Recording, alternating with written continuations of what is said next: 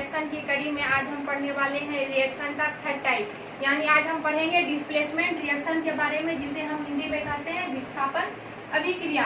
तो मैं आज का टॉपिक स्टार्ट करूं इससे पहले आप सभी बच्चों का आपके प्यारे से चैनल हला बोल केमिस्ट्री क्लासेस में बहुत बहुत स्वागत है। मैं हूं अंशु। तो चलिए एक नए एनर्जी और एक नए ऊर्जा के साथ स्टार्ट करते हैं आज का अपना टॉपिक, जो कि केमिकल रिएक्शन एंड इक्वेशन का वीडियो लेक्चर नंबर 6 है। तो डिस्प्लेसमेंट रिएक्शन को जानने से पहले, इसके डिफिनेशन को जानने से पहले हम इसके कॉन्सेप्ट को समझते हैं कि आखिर डिस्प्लेसमेंट रिएक्शन किसे कहा जाता है। तो मैं अगर एक रिएक्टेंट ले लूं और इसको किसके साथ रिएक्ट कराऊं, बीसी के साथ, तो ए क्या करता है, बी को रिमूव कर देता है और वो क्या करता है, सी के साथ कंबाइन कर लेता है और वो एसी बना देता है, और बी को क्या कर देता है, बाहर निकाल देता है। एक बार मैं फिर से समझाती हूँ। मैंने दो अलग अलग रिएक्टेंट लिए, पहला था ए और दूसरा क्या है, बीसी। तो अब ए क्या करता है, वो सी के साथ कंबाइन करता है और बी को क्या कर देता है, बाहर निकाल देता है। बी को क्या कर देता है, रिमूव कर देता है, और सी के साथ कंबाइन करके क्या बना देता है, प्रोडक्ट क्या दे देता है भाई, एसी दे देता है, और बी क्या हो जाता है, बाहर निकल जाता है। तो इस प्रकार का रिएक्शन क्या कहलाता है, डिस्प्लेसमेंट रिएक्शन। डिस्प्लेसमेंट रिएक्शन क्यों कहला है, क्योंकि बीसी जो है यहाँ इस जगह से क्या हो गया, डिस्प्लेस होकर के ये अलग हो गया, इससे यानी बीसी से क्या हो गया, ये बी डिस्प्लेस हो गया और सी ए के साथ कंबाइन करके एसी बना लिया।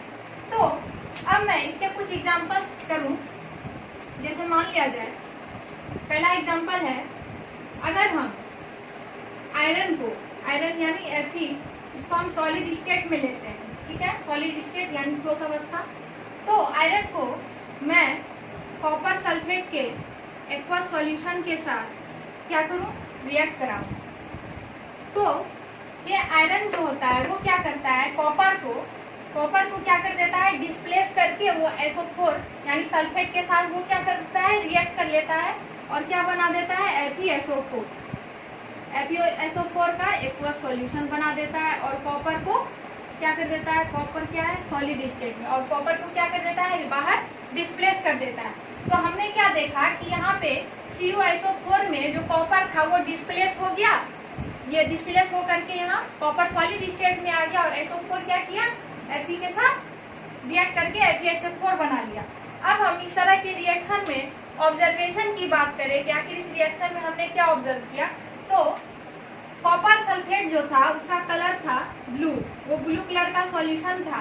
आफ्टर रिएक्शन जो FeSO4 बना उसका सॉल्यूशन कैसा हो गया, ग्रीन हो गया, और कॉपर का जो कलर होगा वो रेडिश ब्राउन कलर का होगा। कॉपर कौन से कलर का होगा, रेडिश ब्राउन कलर का।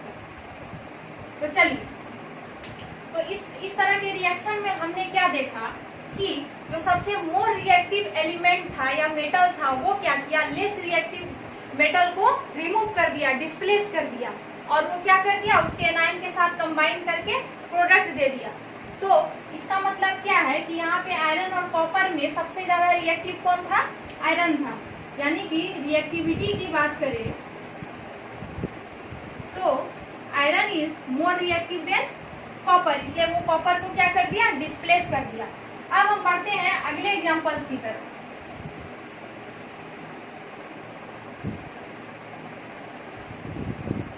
जैसे देखिए, अगर हम यहाँ पे Zn यानी जिंक लेते हैं सॉलिड स्टेट में और इसको हम CuSO4 के साथ क्या करते हैं, कंबाइन करते हैं। कंबाइन यानी ये एक्वस सॉल्यूशन में है, एक्वस यानी ये सॉल्यूशन में है, और ये क्या करता है, जिंक जो है वो कॉपर से ज्यादा रिएक्टिव होने के कारण वो क्या करता है, कॉपर को क्या कर देता है, डिस्प्लेस कर देता है। कहाँ से डिस्प्लेस करता है, इस जगह से वो डिस्प्लेस कर देता है और SO4 के साथ क्या करता है, ये कंबाइन कर लेता है, और यहाँ प्रोडक्ट क्या दे देता है, ZnSO4 एक्वस स्टेट में, और प्लस क्या बना देता है, कॉपर सॉलिड स्टेट में, प्लस कॉपर को वो डिस्प्लेस कर देता है।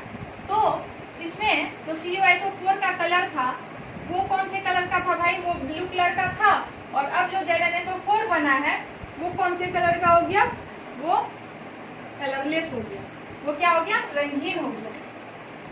तो अब हम रिएक्टिविटी की बात करें तो Zn जो है वो कॉपर से ज्यादा रिएक्टिव है, इस वजह से वो क्या कर दिया, कॉपर को डिस्प्लेस कर दिया। तो अब हम डिफिनेशन की बात करें कि डिस्प्लेसमेंट रिएक्शन हम कहते किसे हैं, हमने तो इसके एग्जांपल्स कर लिए हैं। अब हम देखेंगे कि अब डिस्प्लेसमेंट रिएक्शन की परिभाषा क्या है। तो चलिए अब मैं इसका डिफिनेशन लिखती हूँ।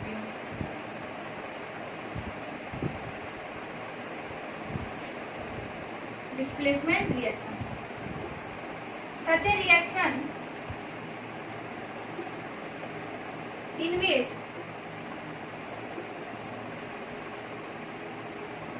more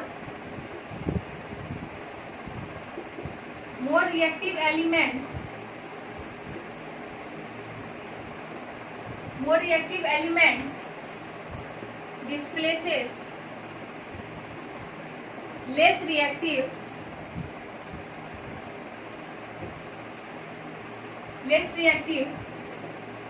element from its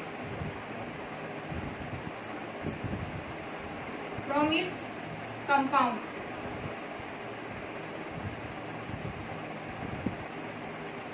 This is called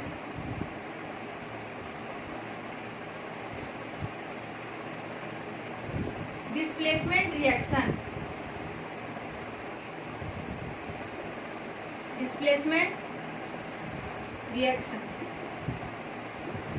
यानी कि such a reaction in which more reactive element displaces less reactive element from its compounds, this is called displacement reaction. यानी कि वैसा रिएक्शन जिसमें से कि जो सबसे ज्यादा मोर रिएक्टिव एलिमेंट होता है, सबसे अधिक रिएक्टिव यानी सबसे अधिक जो रिएक्टिव एलिमेंट होगा वो क्या करेगा, लेस रिएक्टिव वाले एलिमेंट को डिस्प्लेस कर देता है फ्रॉम इट्स कंपाउंड, यानी इसके कंपाउंड से क्या कर देता है, डिस्प्लेस कर देता है। और वो क्या कहलाता है, यह प्रोसेस क्या कहलाता है, यह रिएक्शन क्या कहलाता है भाई, डिस्प्लेसमेंट रिएक्शन कहलाता है। यानी कि अभी जो हमने एग्जांपल्स करा उसमें हमने क्या देखा कि जब मैंने जिंक को कॉपर सल्फेट के जलीय विलयन यानी एक्वस सॉल्यूशन के साथ रिएक्ट जब कराया तो जिंक ज्यादा रिएक्टिव होने के कारण वो क्या किया, कॉपर को डिस्प्लेस कर दिया उसके कंपाउंड से, यानी कॉपर सल्फेट के कंपाउंड से कॉपर को डिस्प्लेस कर दिया और वो जिंक सल्फेट बना दिया। तो ये थे डिस्प्लेसमेंट रिएक्शन के एग्जांपल्स। अब हम अगर आप कहें कि अब हम कैसे जानेंगे कि कौन मेटल या कौन सा एलिमेंट किससे अधिक रिएक्टिव है और कौन लेस रिएक्टिव है, इसको हम कैसे जानेंगे। ये तो मैंने आपको थ्योरेटिकली या फिर ऐसे बता दिया कि भाई जिंक जिसमें ज्यादा रिएक्टिव था तो वो कॉपर को डिस्प्लेस कर दिया, या आयरन ज्यादा रिएक्टिव था तो वो कॉपर को डिस्प्लेस कर दिया। लेकिन आप कैसे जानोगे कि ये रिएक्शन है। अगर आपको कोई रिएक्शन दे दिया जाए इस तरह का और कहे कि चलो इसका प्रोडक्ट बना के दिखाओ, तो आप कैसे बनाइएगा। तो उसके लिए मैं आपको कुछ रिएक्टिविटी ऑर्डर दिखा दूं कुछ एलिमेंट्स के, जिससे आप लोग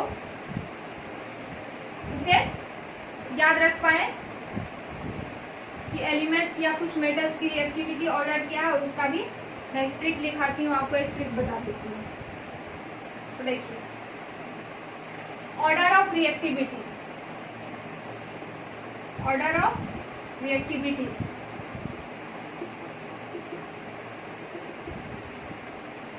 तो रिएक्टिविटी के ऑर्डर में जो सबसे पहला आता है उसमें पोटासियम आता है, फिर सोडियम,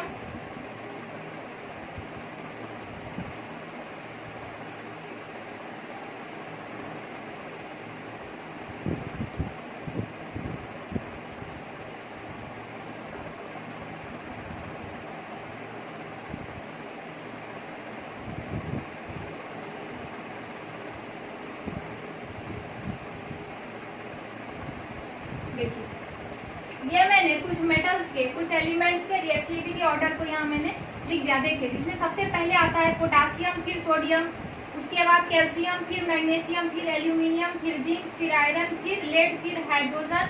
फिर मैंने यहाँ से हाइड्रोजन से शुरुआत की, तो हाइड्रोजन, फिर कॉपर, फिर Hg यानी पारा, उसके बाद ये Ag यानी सिल्वर, फिर Au गोल्ड, Pd यानी प्लेटिनम। तो देखिए, अब हम इसको ट्रिक के साथ कैसे याद रखेंगे कि ट्रिक।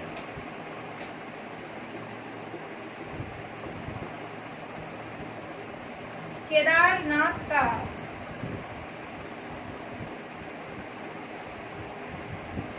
माली आलू जरा फीका पकाता है। फिर से यहाँ से फीका पकाता है। हाई कोर्ट है आपका। ठीक क्या है? केदारनाथ का माली आलू जरा फीका पकाता है, हाई कोर्ट है आपका। तो देखिए कैसे मैं इसे पढ़ूंगी। केदारनाथ का माली आलू जरा फीका पकाता है। फिर से यहाँ से देखिए, हाई कोर्ट है आपका, यानी कि ये क्या हो गया, डबल AP आप, इसलिए मैंने यहाँ पे लिख दिया है डबल AP, यानी कि ए से हो गया AG सिल्वर, ए से AU गोल्ड, P से प्लेटिनम आपका। तो आप लोग इस ट्रिक के साथ इसे याद रख सकते हैं। और भी बहुत सारे ट्रिक, यानी कि जो भी इजी लगे आप उस ट्रिक से भी याद रख सकते हैं। तो चलिए, ये था कि reactivity of order of reactivity, यानी कि मेटल्स के एलिमेंट्स के रिएक्टिविटी ऑर्डर को हम कैसे याद रखें। तो इस सीरीज में जो सबसे ऊपर होगा वो क्या होगा, सबसे ज्यादा रिएक्टिव होगा।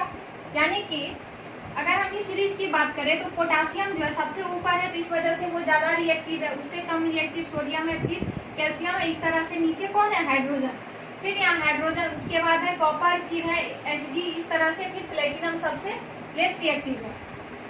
तो अब देखिए, आप कुछ एग्जांपल्स कीजिए। यहाँ पे मैं इसे मिटा देती हूँ। जैसे देखिए,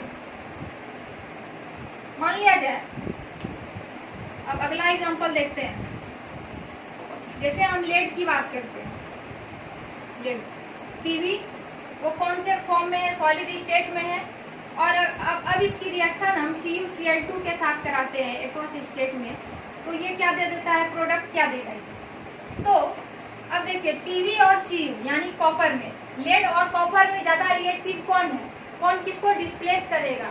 क्योंकि अभी हमने पढ़ा था कि जो सबसे ज्यादा रिएक्टिव मेटल होगा वो कम रिएक्टिव वाले मेटल को डिस्प्लेस करता है। आप यहाँ पे लिख सकते हैं इस चीज को, ज्यादा रिएक्टिव वाला एलिमेंट कम रिएक्टिव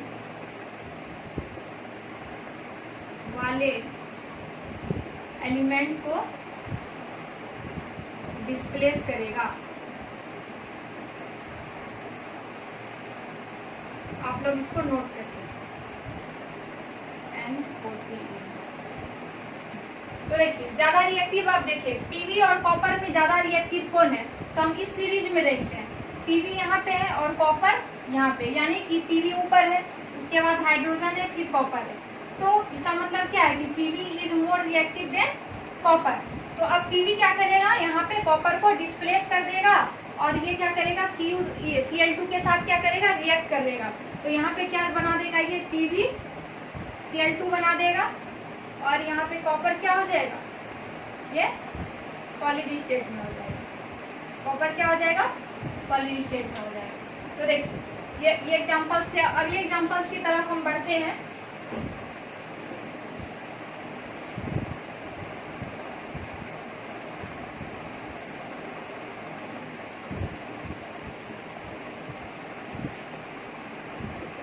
अगला है, अगर हम जिंक जो कि सॉलिड स्टेट में है उसको हम HCl के साथ रिएक्ट कराएं, यानी डाइल्यूट HCl के साथ रिएक्ट कराएं, तो अब ये क्या प्रोडक्ट देगा। तो देखिए, जिंक और H हाइड्रोजन में कौन सबसे ज्यादा रिएक्टिविटी है, कौन सबसे ज्यादा रिएक्टिव है। तो देखिए, जिंक जो है वो ज्यादा रिएक्टिव है हाइड्रोजन से, क्योंकि ये इस सीरीज में क्या हो रहा है, ये पहले आ रहा है, उसके बाद सबसे इसके नीचे हाइड्रोजन आ रहा है, तो ये ज्यादा रिएक्टिव है। तो ये क्या कर देगा, हाइड्रोजन को डिस्प्लेस कर देगा, और यहाँ क्लोरीन के साथ क्या करेगा, रिएक्ट करके क्या बना देगा, ZnCl2 बना देगा, और H2 क्या कर देगा, रिमूव कर देगा, ये बाहर निकाल देगा। तो देखिए यहाँ पे मैं इसे बैलेंस कर लूँ, 2x लेना, ठीक है। तो देखिए अभी मैं आगे बैलेंस करने सिखाऊंगी, how to balance a chemical reaction, तो आप लोग घबराएं नहीं, अभी मैं आगे नेक्स्ट वीडियो में बताने वाली हूँ। तो चलिए अब अगला एग्जांपल्स आप लोग कीजिए, अभी एक आप लोग को देती हूँ बनाने, आप लोग ट्राई कीजिए इसको। ये जिंक है सॉलिड स्टेट में और उसको मैं H2SO4 के साथ रिएक्ट करा देंगी डायल्यूट। तो अब आप लोग बताएं कि ये क्या प्रोडक्ट देगा। चलिए आप लोग ट्राई कीजिए।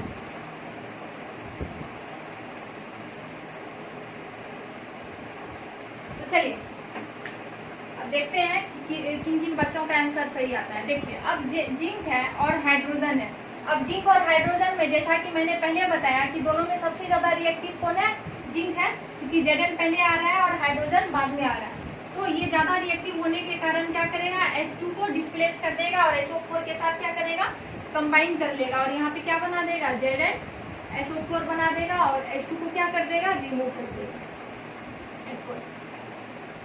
तो इस प्रकार मैंने यानी कि हम लोगों ने जान लिया कि डिस्प्लेसमेंट रिएक्शन क्या है और उसके एग्जांपल्स को भी हमने देख लिया।